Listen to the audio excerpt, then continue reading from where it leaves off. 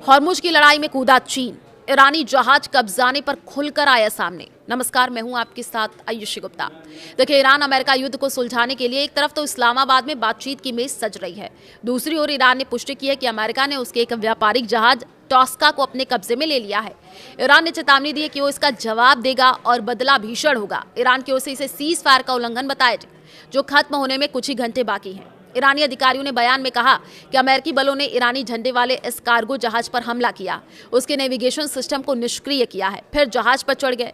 तो ईरान ने इस कार्रवाई को समुद्री डकैती करार दिया है और कहा कि उसकी सेना इसका जवाब देगी। ये पुष्टि ऐसे समय में आई है जब इससे पहले ईरानी मीडिया में अलग दावा किया गया था कि अमेरिकी बलों को ईरान की IRGC की नौसेना इकाइयों के हस्तक्षेप के बाद पीछे हटना पड़ा था।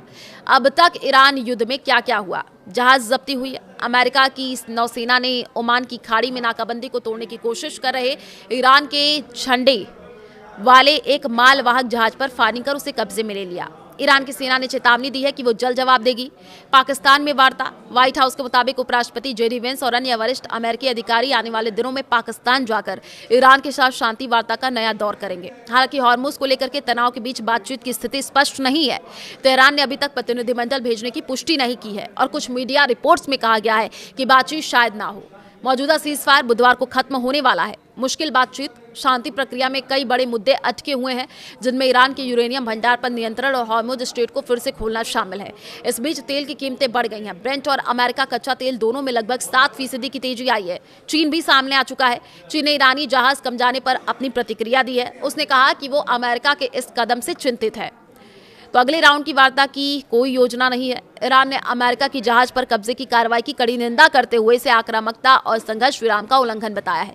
ईरान ने ईरानी वाणिज्यिक जहाज पर अमेरिकी हमले की कड़ी निंदा करते हुए इसे आक्रामकता की कार्रवाई बताया है। ईरान के विदेश मंत्रालय के प्रवक्ता इस्माइल बकाई ने कहा, अमेरिका अपने विरोधाभासी व्यवहार और बार बार संघर्ष विराम के उल्लंघन के जरिए ये दिखा रहा है कि वो कूटनीति को आगे बढ़ाने के प्रति गंभीर नहीं है। ईरानी जहाज कब्जा करने पर चीन सामने आया है। ईरानी जहाज को रोकने पर चीन ने चिंता जताई है। चीन ने कहा कि वह अमेरिका की ओर से ईरानी जहाज को रोकने और जब्त करने को लेकर के चिंतित है। आपको बता दें कि अमेरिका ने उसे नाकेबंदी तोड़ करके आने वाले जहाज को अपने कब्जे में ले लिया, जिसके बाद दोनों देशों के बीच तनाव और भी ज्यादा बढ़ गया है। इजराइल ने जारी किया है लेबनान में बफर जोन का नक्शा। इजराइल की सेना ने दक्षिणी लेबनान में एक बफर जोन बनाने का मैप जारी किया। इस नक्शे में लेबनानी इलाके के अंदर कई किलोमीटर तक फैला एक बड़ा इलाका दिखाया गया है, जो लेबनान के भूमध्य सागरीय पानी से लेकर के सीरियाई बॉर्डर के पास माउंट हरमोन इलाके तक एक लंबी पट्टी की तरफ फैला हुआ है। पीले रंग से दिखाए गए इस बफर जोन को लेकर के इजराइल का दावा है कि वो यहां से अपने सैनिकों को अब वापस नहीं बुलाएगा। इजराइल इसकी तुलना गाजा से कर रहा है और उसकी ये कहना है कि यहाँ हिजबुल्लाह के सदस्य माने जाने वाले किसी भी शख्स को मार डालेगा।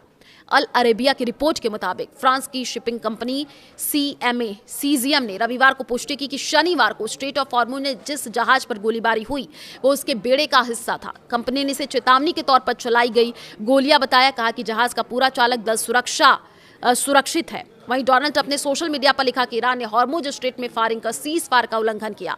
उन्होंने ये भी कहा कि इस घटना में एक फ्रांसीसी और एक ब्रिटिश जहाज भी निशाने पर थे। तो देखिए, ईरानी राजदूत ने खारिज किया अमेरिका का दावा। रूस नहीं देता खुफिया जानकारी। रूस में ईरान की राजदूत काजिम जलाली की ओर से उन रिपोर्ट्स को खारिज कर दिया गया जिसमें कहा गया था कि रूस ने ईरान को खुफिया जानकारी दी है। उन्होंने साफ कहा कि ऐसी खबरें सही नहीं है, इसमें कोई सच्चाई नहीं है।